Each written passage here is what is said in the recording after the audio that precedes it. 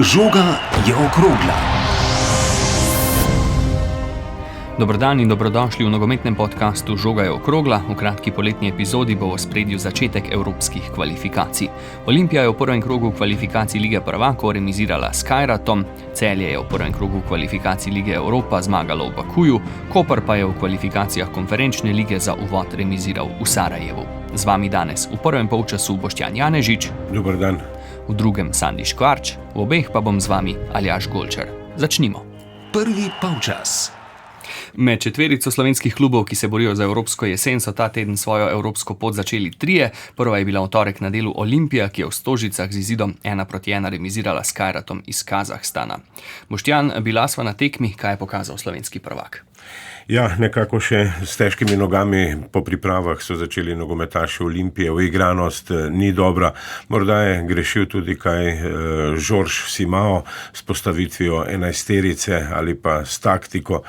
Predvsej se je potem zgovarjal tudi na novo travnato površino, češ da je bila trava previsoka in da je bila suha, da je to proti Olimpijini igri, tako da Ljubljančani so sicer vse skozi dominirali na igrišču, imeli žogo, a bili nenavarni, na drugi strani pa Kajrat, ki je v tekmovalnem ritmu kar nekajkrat nevaren in tudi nekaj sreče za Ljubljančane, lahko bi bil rezultat zmaga za ene ali za druge, v katerokoli stran bi lahko šla tekma, kot radi rečemo, ampak Olimpija je seveda prikazala, kar je v tem trenutku uspela, potem lovila zaostanek, Diogo Pinto je uspel izenačiti, še nekaj smole ali pa ni bilo sreče tudi za Olimpijo, zadel je vratnico, tam pa potem morda nedosojena 11-metrovka brez ogleda videoposnetka novega mladega grškega sodnika, ampak Olimpija je potem kar nekako trdo, enosmerno pritiskala, ne da je bila tako uspešna, ampak brez kakšne prave ideje in uigranosti v napadu, tako da kar 5000 gledalcev poklapanih po koncu tekme, ampak še dobro je tista krilatica, da gol v gosteh ne šteje več dvojno. Takole pa je po tekmi razmišljal trener Olimpije Žorž Simao. I am much more satisfied about the match than, of course, about the result. S tekmo sem veliko bolj zadovoljen kot z rezultatom. Bila je peščica situacij, s katerimi nisem zadovoljen, ko smo nasprotniku ponudili priložnosti za zadetek. Generalno pa smo igrali tako, kot bi morali. Igralcem sem pred tekmo dejal, kar se bo zgodilo, se bo zgodilo. O potniku v drugi krog kvalifikacij bo v vsakem primeru odločala povratna tekma. Rezultat je povsem odprt. It's an open result. Boštjan, je bil trener bolj zadovoljen kot nogometna javnost po takšni tekmi? Ja, zanesljivo. Ne vem, kako je Simao gledal na igro svoje ekipe, ampak rezultat ni ugoden, tudi igra pa ni prepričala navijačev, ali je bila to prava izbira enajsterice ali je bila pravilna taktika proti moštvu, ki je v tekmovalnem ritmu, čvrsto se je predstavil v Ljubljani, ampak ne vem, kaj je želel tudi ob vseh izgubljenih žogah potem izpostaviti Simao, da je z igro zadovoljen. Natančnosti ni bilo, jasno, nekaj novincev, pripravljalne tekme niso enake kot pa te tekmovalne evropske tekme, tako da iz tega odgovora bolj razmišljam, da že motivira svoje izbrance za povratno tekmo, kot pa da je bil v resnici zadovoljen z igro. Gol za Kajrat je dosegel šele 16-letni Dastan Satpajev. Kakšen se ti je zdel? Neviden do tistega gola, sicer se je vse skozi odkrival, ponujal za podajo, ampak nekako je vendarle branilska vrsta Olimpije Satpajeva kar dobro pokrivala, ampak potem po tisti napaki na sredini igrišča, ko je vse praktično opravil Žoržinjo, pa je Satpajev samo sledil akciji. Sicer pa deluje na igrišču vendarle izkušenejši, kot pa da še ni dopolnil 17 let, ta 16-letnik.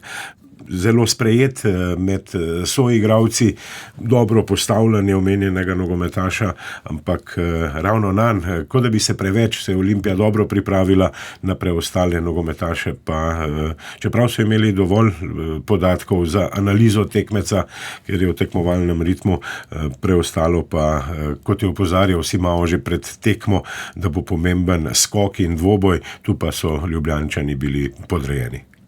Prihodnost nadarjenega mladega kazahstanskega napadalca sicer obljublja veliko. Čez dobro leto dni, avgusta 2026, se bo po dopolnjenem 18. letu starosti v zameno za več milijonov evrov odškodnine pridružil londonskemu velikanu Chelseaju. Tudi o njem sem se pogovarjal s strelcem Olimpijinega zadetka Diogom Pintom, najprej pa sem ga vprašal o njegovem zadetku. To je bil zelo pomemben gol, saj smo zaostajali na domačem igrišču. Čeprav o potniku drugi krog odločata 2 tekmi, je bil dober začetek pomemben za nas in gol je pripomogel k temu.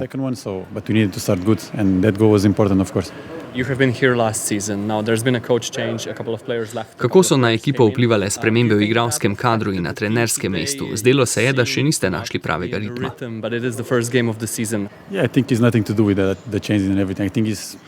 Te spremembe niso imele večjega vpliva na tekmo. Ključno je bilo to, da smo odigrali šele prvo tekmo v sezoni. Po počitnicah je vedno težko na prvi tekmi, ko so noge težke in igralci čutimo še nekaj nervoze. To je povsem normalno.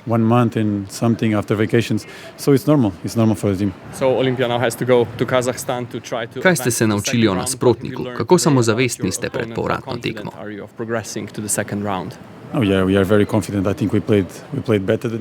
Zelo samozavestni smo, saj smo igrali bolje od tekmeca. Začeti moramo le še izkoriščati svoje priložnosti. Kljub rezultatu smo soigralci samozavestni, verjamemo vase in v ekipo. We still be confident because we believe in our team. Igralec, ki je dosegel gol proti Olimpiji, Dastan Satpajev, šteje šele 16 let. Čez dobro leto dni se bo pridružil Chelseaju. Kako ste videli njegovo predstavo? Of course, he's a talented kid and I wish him all the best. Gre za zelo nadarjenega mladeniča, ki mu želim vso srečo v karieri. To je obenem še en dokaz, da v evropskih tekmovanjih ni lahkih tekmecev, saj imajo vsi klubi odlične igralce in trenerje. Have amazing players and amazing coaches and they are all good clubs. Olimpija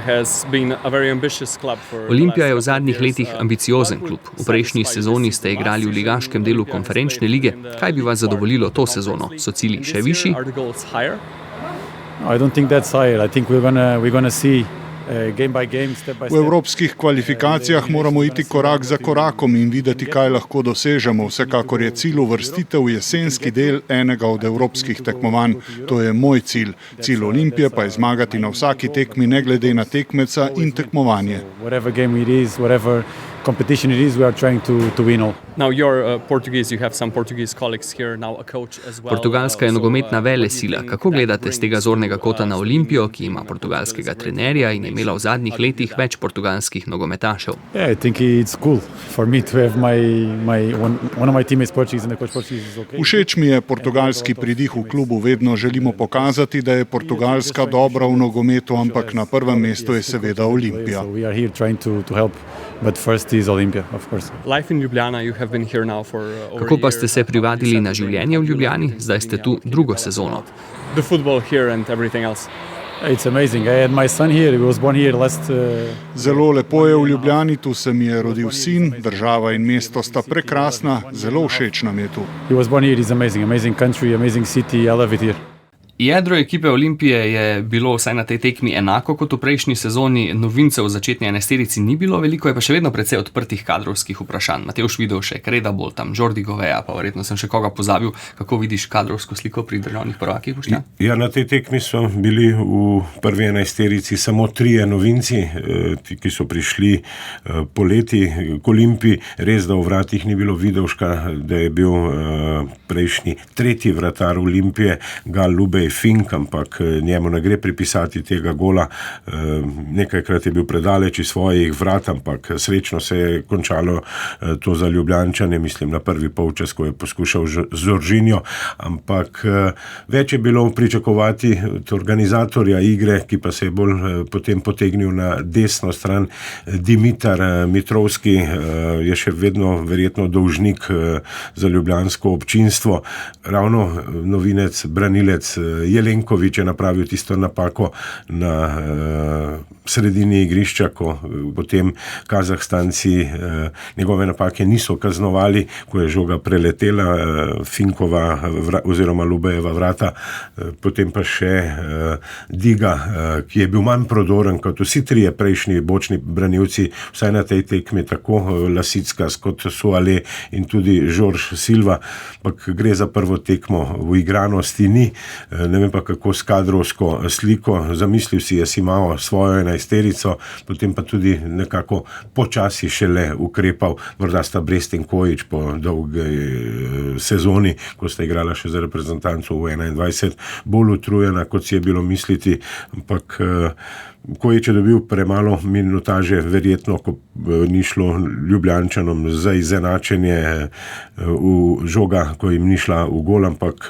verjetno bo še potrebnega nekaj časa, da se vse skupaj uigra. Bolj moti to dejstvo, da pri Olimpiji nenehno menjajo trenerje vsako sezono, tudi po Albertu Rieri ni bil dober niti Viktor Sanchez, ko je poskušal izsiliti tretjinsko višjo plačo za ves strokovni štab, ki je v lanski sezoni Olimpiji prinesel milijone, pa vendarle potem ni bil uslišan ne pri Deliusu, ne pri Barišiču. Ko omenjaš Alberta Riero, Celje, edini klub, ki je med trojico, ki so že igrali evropske tekme to sezono, prišel do zmage. Lani iz evropskega zornega kota najuspešnejše slovensko moštvo je v Azerbajdžanu s 3-2 premagalo Sabah.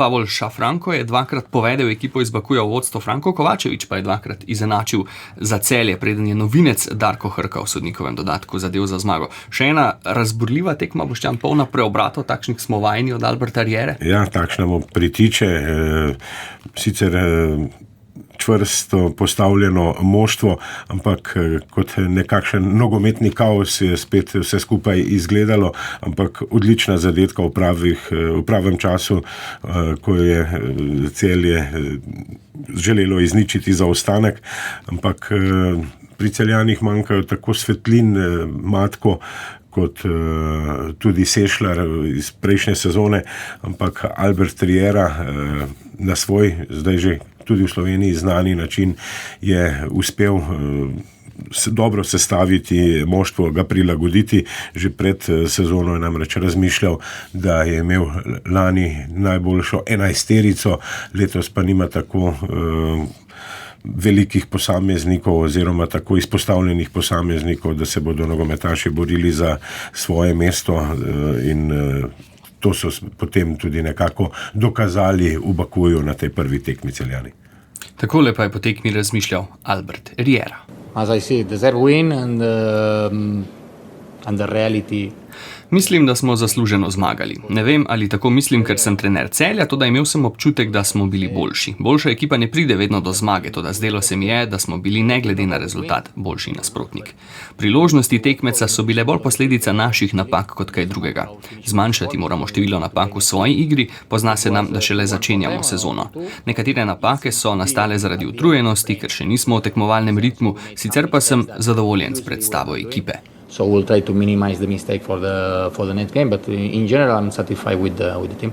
Boštjan, Albert Riera je dejal v bistvu podobno kot Diogo Pinto, da ne gre nujno za spremembe, ki vplivajo na vse skupaj, ampak preprosto zato, da je čutiti nekako še tiste mogoče malo začetne nervoze. Seveda je potem na začetku sezone ob spremenjenem moštvu težko začeti. Trenerji iščejo še situacije v igranosti, sistem, priložnosti tega prijateljske tekme oziroma pripravljalne pred sezono ne morejo dati. Tam je manj nervoze, tam je preizkus tudi 20 nogometašev na eni tekmi, na teh kvalifikacijskih tekmah, pa je pritisk precej večji, še posebej v prvem krogu za slovenskega državnega prvaka, če v prvem krogu v kvalifikacijah za Ligo prvakov Olimpija ne uspe, pade 2 stopnički nižje, potem nima več nobenih popravnih izpitov, tako da je ta prvi krog še pomembnejši, ampak vse skupaj bo treba prilagoditi. Olimpija kmalu odhaja na dolgo pot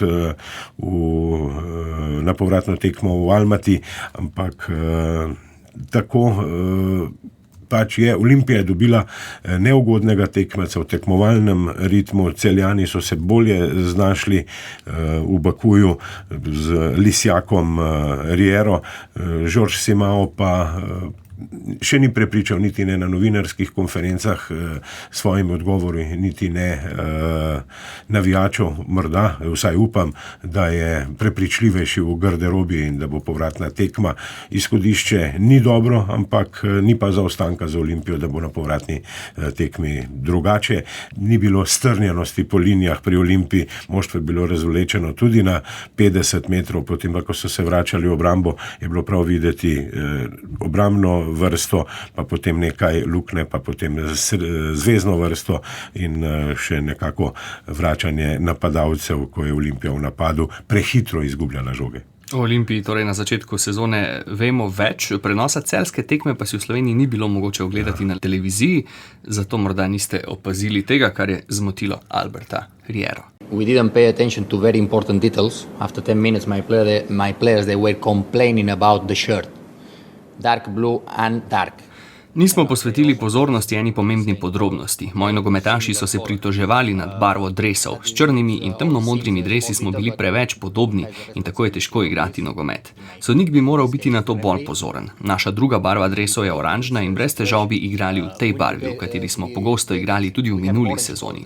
O tem sem želel govoriti s sodnikom, saj smo bili vsi zelo temni, vendar mojega argumenta ni sprejel, čeprav sem želel pomagati in tudi njemu olajšati delo. Tekmo je sodil kazahstanski sodnik.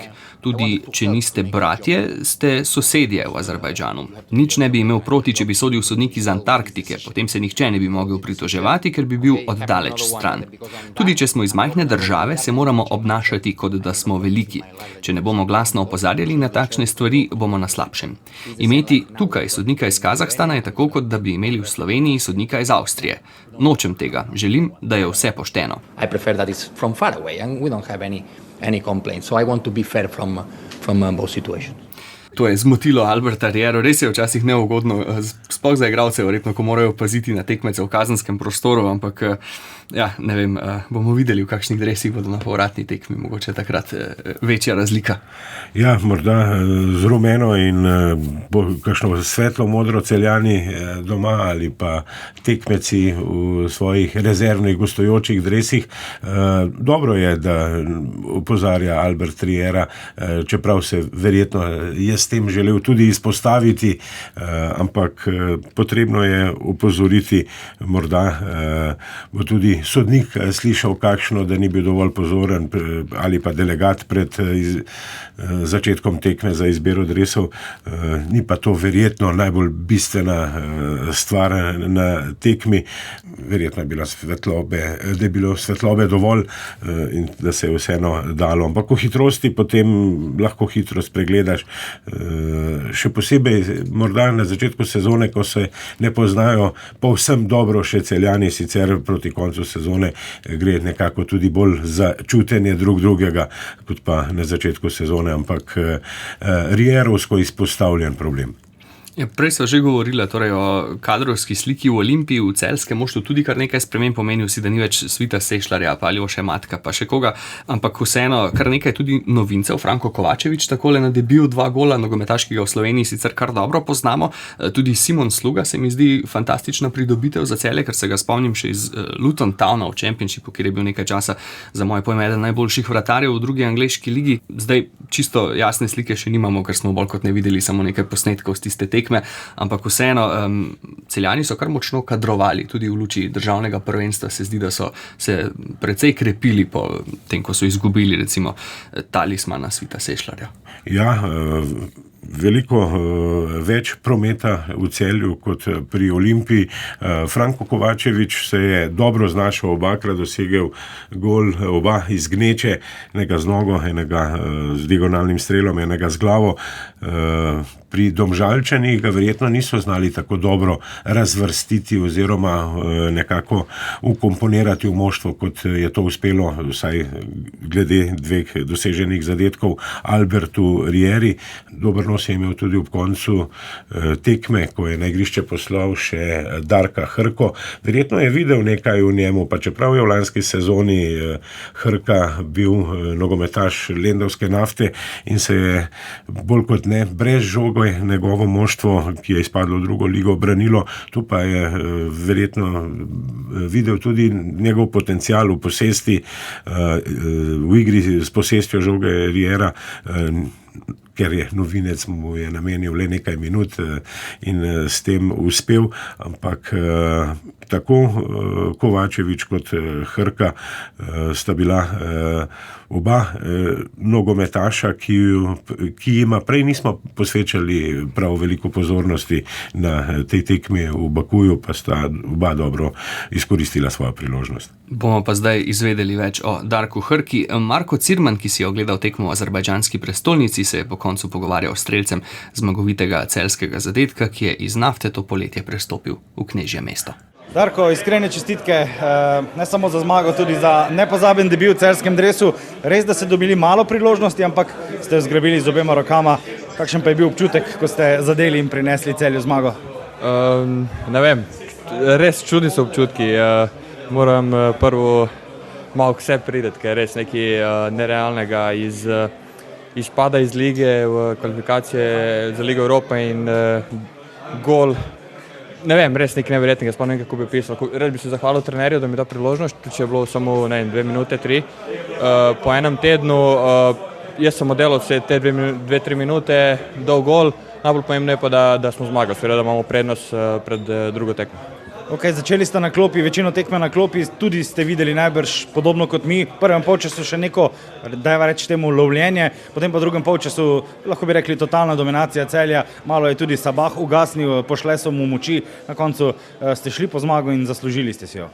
Ja, res je, prvi polčas je bilo malo lovljenja, ta prvi gol nas je presenetil, ne vem, v kateri minuti je že bilo, na začetku, v 3. minuti. Je par novih igralcev, normalno, da se lovi prva tekma, kratke priprave, ampak pomembno, potem smo se uigrali drugi polčas in ja, kakor sem rekel, najpomembno je zmaga.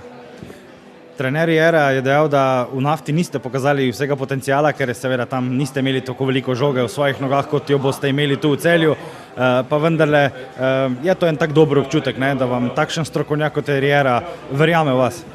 Ja, res je, že to, da sem prišel v Celje, kada sem prejel klic v Celje, je bilo zame res šok v tistem trenutku. Niste pričakovali? Ne, nisem pričakoval, ko izpadeš iz lige, tudi če si ti bil dober, je res nekaj takega pričakovati, malo nerealno bi rekel, ampak ne vem, kaj bi rekel. No, res je, da v Nafti je čisto drugačna igra bila, smo se večino tekem branili in na kontre tukaj pa bolj dominacija, več igre, več žoge v nogah, kar mislim, da tudi meni v igri, da lahko še popravim to. Še tole, ker se prvič pogovarjamo, kako ste se sicer znašli v Celju, vam je všeč ekipa in soigralci so vas dobro sprejeli? Ja, super ekipa, zelo dobro sem jo sprejel, vzdušje je dobro, res zaenkrat mi je super, res super. Celjani so torej v izvrstnem položaju, da po zmagi v Azerbajdžanu doma potrdijo napredovanje v drugi krog. Je Celje spet klub, od katerega lahko vse, kar se Evrope tiče, to sezono pričakujemo največ? Videti je, da evropski recept, ki ga goji Albert Riera, Celjanom oziroma njegovim izbrancem ustreza. Olimpija deluje zelo prestrašeno, Celjani prav obratno, samozavestno, pa čeprav se še bolj več kadrovali kot Ljubljančani, ampak Riera se drugače loteva, ima že nekaj izkušenj evropskih tekem, kot pa vsakoletni novinci, da še enkrat izpostavim, na klopi pri ljubljanski Olimpiji. tako da je možno, en popravni izpit bodo imeli Celjani, ki tekmovanje začenjajo v kvalifikacijah Evropske lige, da bi se uvrstili vsaj v ligo nižje, v konferenčno ligo. Prepričljivost in samozavest je verjetno tudi del, ki ga Celjani imajo, zato da bi lahko prišli višje. Olimpija pa ga nima, Koprčani v konferenčni ligi in kot bodo Mariborčani šele začeli tekmovanje tudi v konferenčni ligi, tam pa je vsak spodrsljaj, vsak poraz usoden za konec teh kvalifikacij. Toliko v prvem polčasu, v drugem pa bo najprej v ospredju Koper. Drugi polčas. V drugem polčasu se mi je pridružil Sandi Škvarč, ki že dolga leta podrobno spremlja nogomet na Primorskem. Sandi, Koper je sinoči odigral dobro tekmo na zahtevnem gostovanju in čisto malo je manjkalo, da bi premagal železničarje v gosteh. Na koncu 1-1. So v koperskem taboru zadovoljni? Ja, če bi jim pred tekmo kdo ponudil remi, bi zagotovo bili zadovoljni, kajti vedeli so, da je žreb bil zahteven zaradi samega gostovanja pri nekdanjemu, da rečem, rivalu slovenskih klubov iz nekdanje bivše države. Nenazadnje so opozarjali tudi na to, da jih bo spremljalo kar veliko gledalcev, torej stadion Grbavica je bil razprodan, zbralo se je skoraj 13,000 gledalcev, to je toliko kot recimo na tekmah slovenske reprezentance v Stožicah, približno toliko.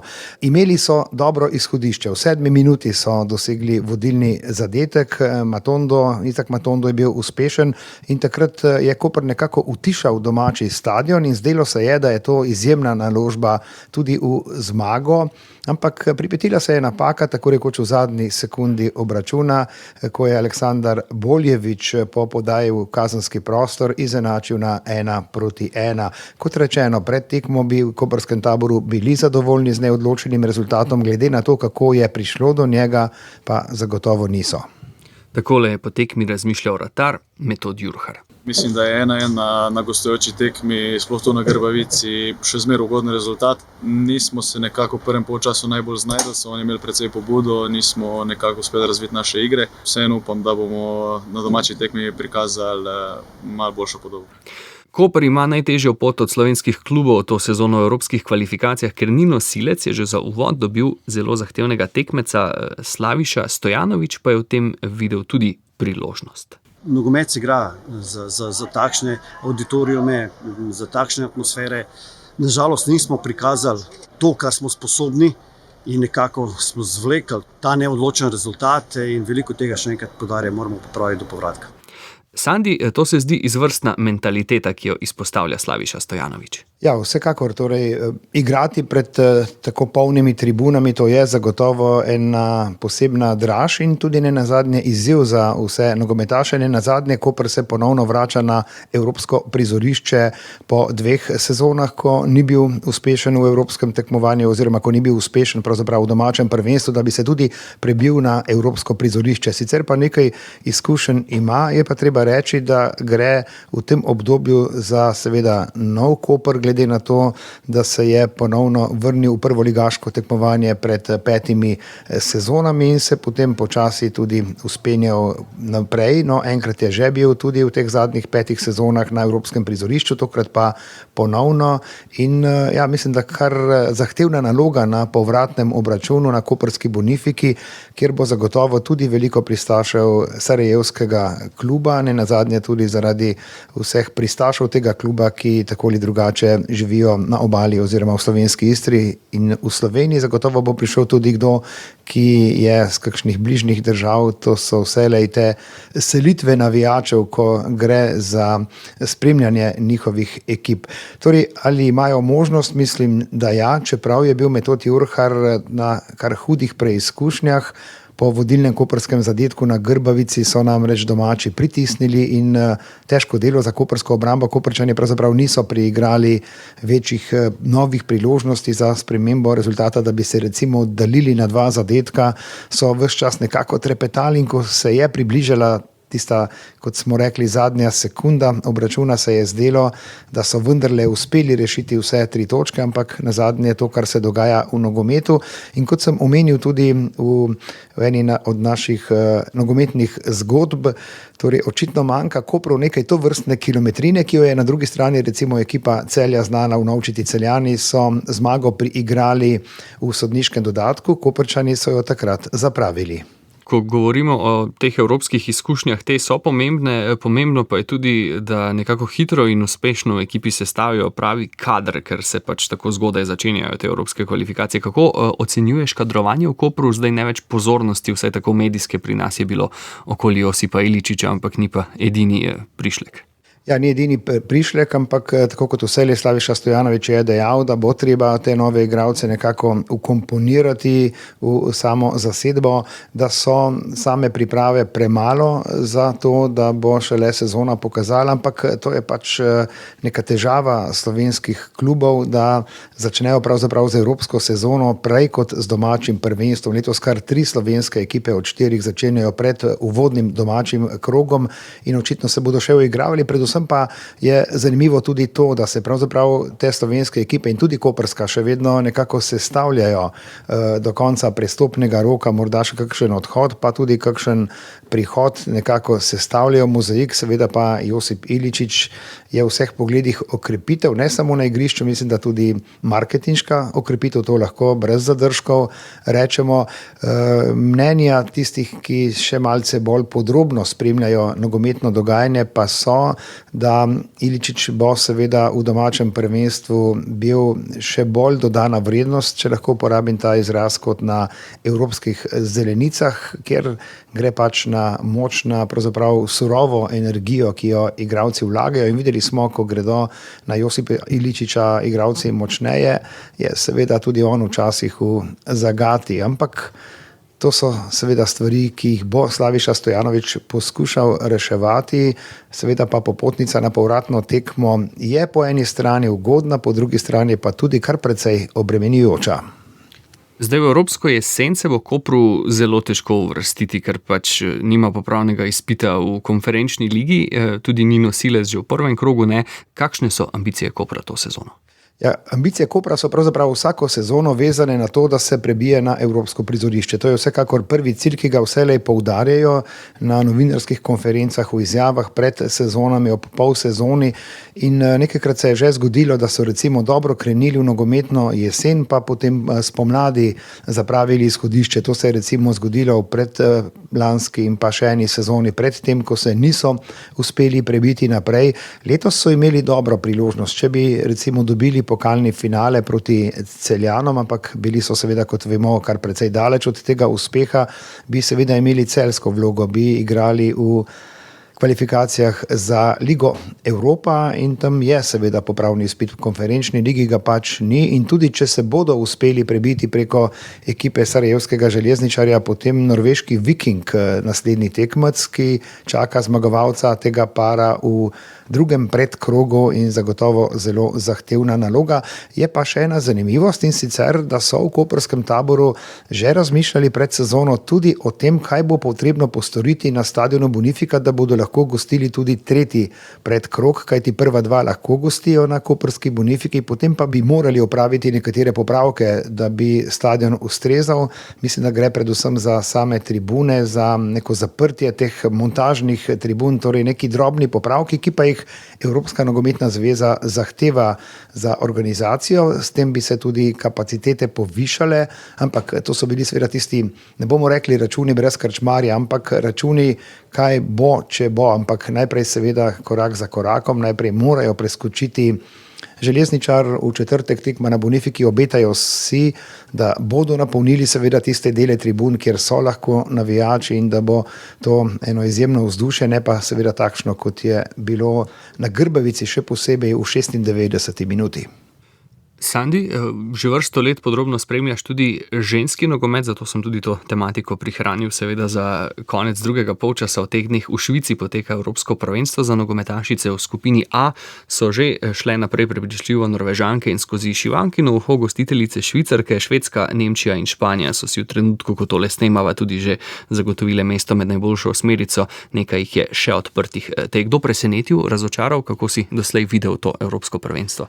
Ja, morda ena zanimivost, ko sem malce listal po teh prejšnjih prvenstvih, zadnji dve prvenstvi sta osvojili gostiteljici, torej leta 2017 Nizozemska, ki je v velikem finalu premagala Dansko, in leta 2022 na prejšnjem, torej 13. Evropskem prvenstvu pa Anglija, ki je na domačem igrišču po podaljških premagala v velikem finalu reprezentanco Nemčije. Torej, ali lahko Švica nadaljuje? Mislim, da težko, kajti Švica ni reprezentanca iz prve svetovne desetirice. Izmed evropskih reprezentanc so najviše vrščene sveda Španija, Nemčija, pa Anglija, Švedska tudi, pa potem takoj za desetirico Francija, Nizozemska, Danska in tako naprej Italija. No, zanimivo je, da je Islandija recimo v tej A skupini hitro izpadla, čeprav je na svetovni lestvici kar na 14. mestu, tako da to je pravzaprav eno od presenečenj, da ni uspela iti naprej, ampak očitno je to tudi realen odraz razmerja moči zaenkrat v evropskem nogometu, ker zaenkrat pravzaprav kraljujejo tiste reprezentance, ki so pač močne tudi v moških vrstah, predvsem gre tu seveda za reprezentanco Španije, če uporabimo te primerjave s prejšnjimi prvenstvi, pa jasno Norveška je tudi visoko in pa seveda Nemčija. Nemčija svojo Bundesligo, zelo močno Bundesligo, v kateri igra tudi nekaj slovenskih nogometašic, je tudi osvajala kar serijsko evropske naslove. Od leta 1995 pa vse do 2013, no, na zadnjem prvenstvu je bila kot rečeno druga, je pa bila na prejšnjih prvenstvih tudi celo izven boja za medalje. Sandi, kaj pa slovenska reprezentanca? Slovenke so na FIFIni lestvici trenutno višje od moške, blizu so bile uvrstitvi na ta Euro, ampak je potem malo zmanjkalo v dodatnih kvalifikacijah. Vsekakor se zdi, da se ženski nogomet pri nas v zadnjih letih hitro razvija. Pritisk seveda je velik na vrh, tudi v ženskem nogometu, ne nazadnje pritiska ne sicer povsem na vrh, ampak proti vrhu tudi Slovenija, ki je uvrščena zaenkrat najviše doslej na FIFIni lestvici na 38. mestu. Vrnila se je z gostovanja v Avstraliji, dve prijateljski tekmi odigrala s polfinalistkami lanskega svetovnega prvenstva in vknjižila tudi neodločen rezultat. No in treba je še reči, da je bila Slovenija tudi v boju za preboj na to evropsko prvenstvo. V svoji kvalifikacijski skupini je osvojila prvo mesto pred Latvijo, Severno Makedonijo in pa Moldavijo, tudi potem naletela na Avstrijo v dodatnih kvalifikacijah na premočnega tekmeca. Sicer Slovenija je, kot rečeno, 38. na svetu, 24. v Evropi in če vemo seveda, koliko reprezentanc nastopa na prvenstvih, potem seveda zaenkrat še ni med tistimi, ki bi nekako že kar po pravilu lahko računale, da se prebijejo in tudi tekmujejo na zaključnem turniru. Ampak je vse bliže, ne nazadnje tudi zaradi tega, če vzamemo v obzir to, da večina slovenskih reprezentantk igra v tujih klubih. Ko je Slovenija nazadnje igrala v Ligi narodov, je samo ena reprezentantka iz enajsterice bila iz slovenskega kluba, vse ostale so bile iz tujine. Sodnikov dodatek. V sodnikovem dodatku kot vedno kviz. Vprašanja so povezana s klubskim svetovnim prvenstvom. Ta letos poteka v prenovljenem, močno razširjenem formatu. Tekmovanje sicer obstaja že od leta 2000, ustanovljeno je bilo pred 25 leti. Letos sta finalista evropski prvak Paris Saint-Germain in pa Chelsea, kluba iz Francije in Anglije. In prvo vprašanje se glasi, iz katere države prihaja največ klubov, ki so zaigrali v finalu klubskega svetovnega prvenstva? Jaz bi dejal, da iz Brazilije, glede na to, kako je bil sistem organiziran prej. Sandi, odgovor je pravilen in že v prvem poskusu si zadev. Corinthians, Sao Paulo in Internacional so postali prvaki, Corinthians celo dvakrat, poraženci v finalu pa so bili Fluminense, Palmeiras, Flamengo, Gremio, Santos in Vasco da Gama. Sem takrat spremljal pred leti te stvari in oni so tudi ful resno jemali te tekmovanje, klubsko svetovno prvenstvo. Najuspešnejši klub v tem tekmovanju je Real Madrid, kar verjetno ni nobeno presenečenje glede na njegove uspehe. Drugo vprašanje pa se glasi, klubi iz koliko različnih držav so doslej osvojili naslov klubskih svetovnih prvakov? Samo številka? Ja, številka bo dovolj, ampak lahko jih našteješ, je še boljše. Torej, Brazilija smo že rekli, Španija, ja. Anglija, drži. Nemčija, tudi drži. Italija. Santi, res je, in to so vse, 5 jih je. Se pravi, samo ena neevropska. Samo ena neevropska, to je Brazilija, ki je zmagala 4-krat in 6-krat izgubila na finalnih tekmah. Zadnje, tretje vprašanje, Sandi, pa je povezano z gostitelji klubskih svetovnih prvenstev. Torej, letos poteka 21. Po premierni izvedbi leta 2000 tega tekmovanja ni bilo. Od leta 2001 do 2004, preden je od 2005 potekalo vsako leto do 2023. Letos pa torej v Združenih državah Amerike v tem prenovljenem formatu. Vprašanje pa se glasi, katera država je doslej največkrat gostila klubsko svetovno prvenstvo? Jaz bi dejal, da je kakšna azijska država ali celo Daljni vzhod, morda Japonska. Sandi, še enkrat izvrstno. 8-krat Japonska je pravilen odgovor. Prvič leta 2005, zadnjič 2016. Združeni arabski emirati sledijo kot gostitelji s 5 prvenstvi v letih od 2009 do 2021. Maroko, Katar, Brazilija in Saudska Arabija pa so preostali gostitelji. Nekako vedno, ko spremljaš te spletne strani nogometne, ti padejo v oči tudi ta prvenstva in očitno me še ni zapustil spomin. Res je, Sandi, super, čestitke. Toliko za danes v nogometnem podcastu Žoga je okrogla, ki bo spet z vami konec julija. Do takrat pa uživajte v nogometu.